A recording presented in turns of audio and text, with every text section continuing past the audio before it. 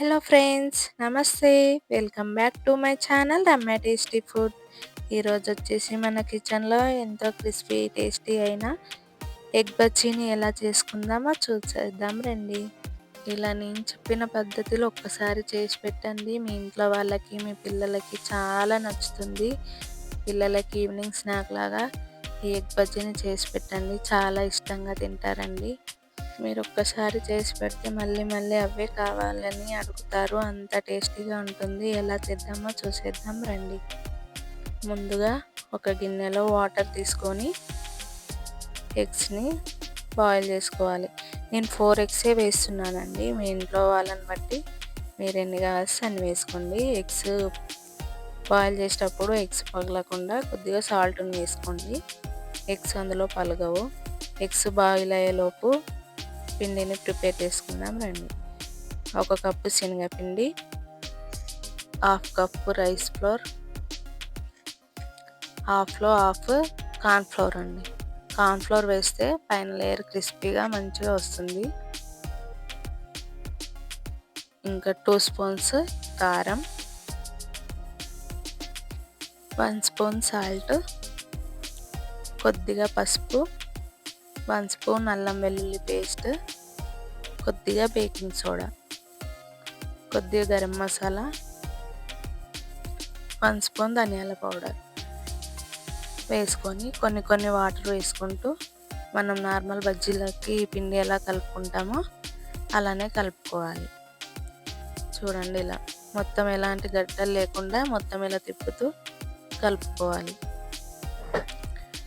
పిండి ఇలా స్పూన్కి అంటుకునేలా ఉండాలండి. అయితే పిండి బజ్జీలకు కూడా మంచిగా అంటుకొని బజ్జీలు కూడా మంచిగా వస్తాయి.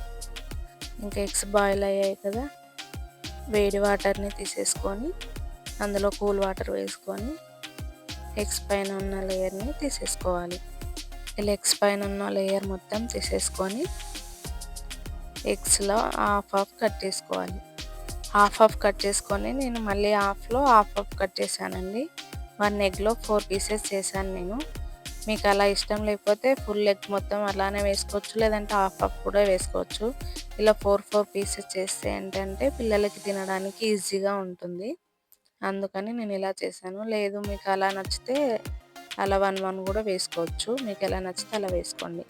ఇంక ఇలా కట్ చేసుకొని స్టవ్ వెలిగించుకొని ప్యాన్ పెట్టేసుకొని డీప్ ఫ్రైకి సరిపడా ఆయిల్ వేసుకోవాలి. డీప్ ఫ్రైకి సరిపడా ఆయిల్ వేసుకొని ఆయిల్ వేడైందో లేదో ఇలా కొద్దిగా పిండి వేసి చూస్తే ఇలా పైన తేలుతుందంటే ఆయిల్ వేడైనట్టే. ఇంకా పిండిలో ఎగ్ మొత్తం ముంచేసి ఇలా స్పూన్తో తీసుకొని ఆయిల్లో వేసేయడమే. ఇలా ఆ స్పూన్తో కాకుండా ఇలా చేత్తో కూడా వేసుకోవచ్చు. ఈ 2 మెథడ్స్ చూపించాను, మీకు ఎలా కంఫర్ట్గా ఉంటే అలా వేసుకోండి. స్పూన్తో వేసుకుంటే ఏంటంటే ఆయిల్ మన చేతికి చిత్తడం లాంటివి ఉండవు. ఇంక ఇలా పైన లేయర్ క్రిస్పీగా అయ్యాక ఇలా గోల్డ్ కలర్ మంచి కలర్ వచ్చాక తీసేసుకోవాలి. అంతే అండి, ఎంతో క్రిస్పీ టేస్టీ అయిన మన ఎగ్ బజ్జీ రెడీ అండి. చూడండి, చూడడానికి ఎంత బాగున్నాయో, తింటే కూడా అంతే టేస్టీగా ఉన్నాయి. కొద్దిగా ఆనియన్ వేసుకుంటూ తింటే సూపర్ టేస్టీగా ఉంటుంది. ఒక్కసారి మీ పిల్లలకు చేసి పెట్టండి, ఇష్టంగా తింటారు. నిజంగా చెప్తున్నాను. చూడండి, పైన లేయర్ క్రిస్పీగా లోపల సాఫ్ట్గా ఎంత బాగుందో. ఈ వీడియో కానీ మీకు నచ్చినట్లయితే లైక్ చేయండి, షేర్ చేయండి, సబ్స్క్రైబ్ చేయండి. బాయ్ అండి.